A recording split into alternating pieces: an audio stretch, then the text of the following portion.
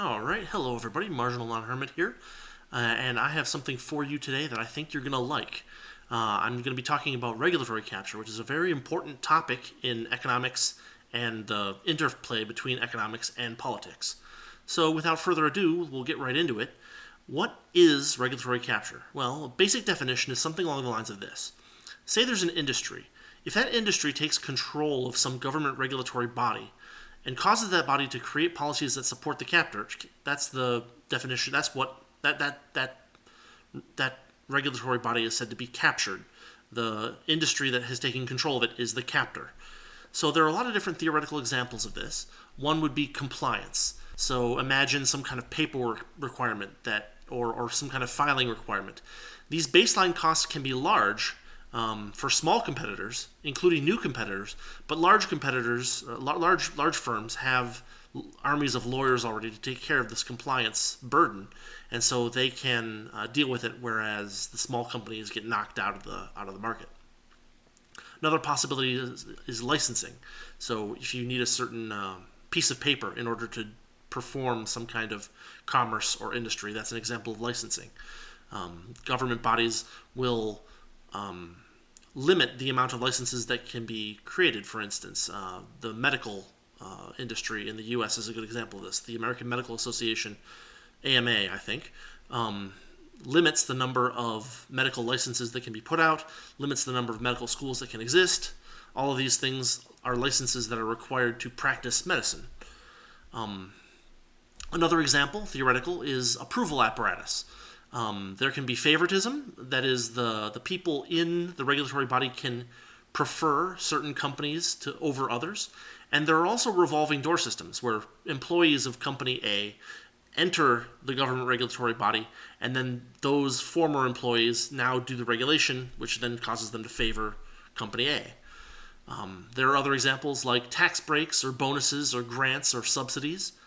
You can have protective tariffs. You can have taxes that favor one industry or one set of businesses over another. Bailouts are another example. And of course, the be-all, end-all is direct government purchases. If the government purchases from Company A gets bigger regardless of whether it's doing well for actual consumers. After talking about some theoretical examples, some concrete examples will help out too. So the first and most on the tip of our tongue example of regulatory capture is anti-liability for vaccine manufacturers, right? If your vaccine is on this list, you cannot be sued for damages that are caused by this vaccine.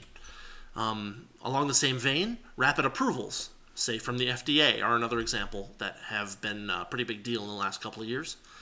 Another one that is a little bit less obviously painful, but still a significant issue, are dietary data requirements on menus. Big companies have the ability to do the testing and do the printouts and create the media that are necessary for this, but small mom and pop restaurants might have difficulty making all this data, especially if there are requirements for how good the data on the menu has to be. So one thing that we're going to be talking about a little bit here is let's take a look at some documents I have here. There's a article by Robert Higgs about the drive for regulatory harmonization, and the main points that I want you to take away from this article, and of course I'll put the link in the description, is that down here, let's see, where can we go? So there's a couple of things here. First off, in the first part of this article, he talks about railroads at length. And railroads are a great example of early regulation and regulatory capture. Basically, the railroad companies used the ability to create a federal framework in order to avoid being interfered with by the state governments. And then that federal framework basically ended up effectively buying out most of the railroads and running them basically as public utilities, Amtrak, etc. So this is all in this article. Very good. There's some discussion about international scene, but another example that he has, a concrete one, is medical devices. And he talks here about how the medical device regulations in the United States were, up until about the 1990s, about much worse in the U.S. than in Europe, and so there was a lot more innovation as a result in Europe and new devices up until around the 1990s when the two started to harmonize. And so the other major thrust of this article is about this harmonization and the perhaps incorrect idea that having these regulatory bodies work together to standardize their things over large areas is generally assumed to be a good thing. But one of the things Higgs does here is explain some of the downsides of that. One of which is the loss of a lot of innovation. Another article we're going to be talking about, or I'd like to just kind of summarize for you a little bit here, is this one called The Theory of Economic Regulation by George Stigler. George Stigler won the 1982 Nobel Prize for Economics, and this article has a few main points that I'll summarize here, and of course it'll be in the description. One of the things that Stigler notes is that so I'm not going to try to highlight it necessarily, but here we are, actually. Onerous regulations and so-called beneficial regulations can generally be dealt with the same theory. That's one of the points of his article here. There are 4 categories that he gives as to what kinds of things there are, and he groups them into subsidies, entry control, substitute suppression, and price fixing. So to give a little bit of information about all of those, oh, by the way, this article looks like it might be long, but it's actually only a few pages, so definitely recommend going into it if you're interested. Anyway, subsidies are... We'll break down all of these things into the theoretical examples we have from earlier, right? Subsidies are tax breaks, grants, government purchases, bailouts. Entry control, that's compliance, that's licensing. Substitute suppression, that's tariffs, things like that. If the motor vehicle industry in the U.S. wants to do regulatory capture, what they do is they put tariffs on foreign vehicles, and then price fixing, and that can be on either inputs or outputs. So, for instance, a steel company might want to fix the price of coal to their advantage, or an automobile company might want to fix the price of steel to their advantage, or aluminum, things like that. So Stigler puts regulations into these 4 categories, regulation into these 4 categories, and then he talks about why political decisions specifically are special compared to market decisions. The 2 points that he gives, number 1, is that the political decision requires simultaneity. What this means is that a set of policies that affect a large number of things will be voted on and passed or failed at the same time. As an effective representative rule, you usually only have a very limited number of choices, and therefore there's no direct expression of marginal differences between the variety of different positions you might have.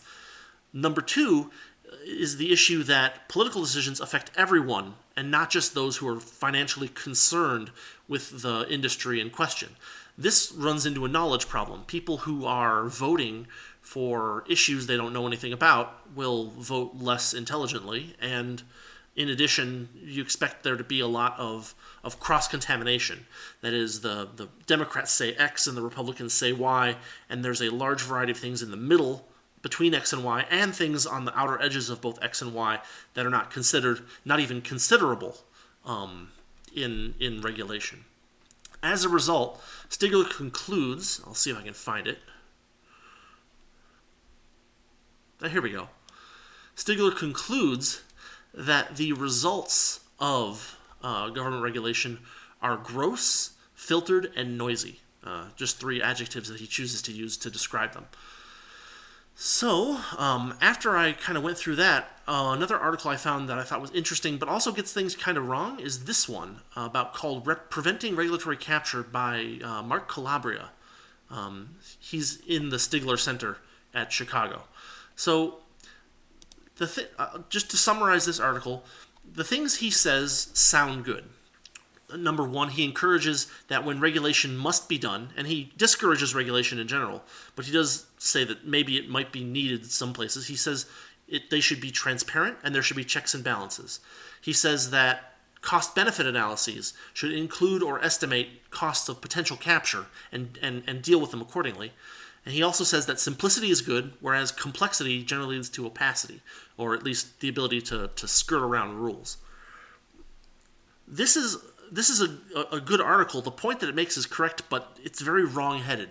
Because if you think about it from a public choice perspective, there's no reason for government to want to do things this way, right? The government people are encouraged to build their own power bases, and therefore things that make their power base less powerful are not something that they're incentivized to do, right? So while it is true that if transparency, checks, balances, simplicity, cost-benefit analyses were enacted, it would make regulation better. The government has no incentive to do that, and neither do the large companies that are trying to commit regulatory capture. So while this article has good points, it's completely wrong-headed in its recommendations because no one's going to obey those recommendations who matters. So, going on to another article, we've got Gary North here, wrote an article called The Snare of Government Subsidies, which is related to an article he wrote back in the Freeman in the late 70s, I think. But this is fine. He has an interesting extension on the regulatory framework where he cuts it into 4 different stages that lead from apparent regulatory capture to total bureaucratic control of an industry, socialization, basically. The 4 stages that he talks about are, let's see if I can scroll to this. There we are. Baiting the trap, setting the trap, springing the trap, and skinning the victim. So, just to summarize, the stage 1, baiting the trap. That's all of the different things that we talked about in the theoretical examples at the start of this video. Compliance, licensing, approval apparatus, tax breaks, subsidies, purchases, bailouts, tariffs, taxes. That's the bait. These are all things that give the businesses reasons to accept regulation from the government. They're the bait. They're what the companies gain by encouraging regulation. Now, the second stage is setting the trap. And to summarize North's position on North's idea of what setting the trap is, this is when the regulation gets seen as something in the public interest. Actually, I'll just scroll down to it. Now we have special favors starting to occur, and we have exploitation by some actors in the industry beginning. So they got what they wanted. They got the bait, and now some of them are taking it and running with it, basically. Some companies are saying, hey, I can exploit these rules to my advantage, and that exploitation now gets everybody angry. And that's when they spring the trap, stage 3.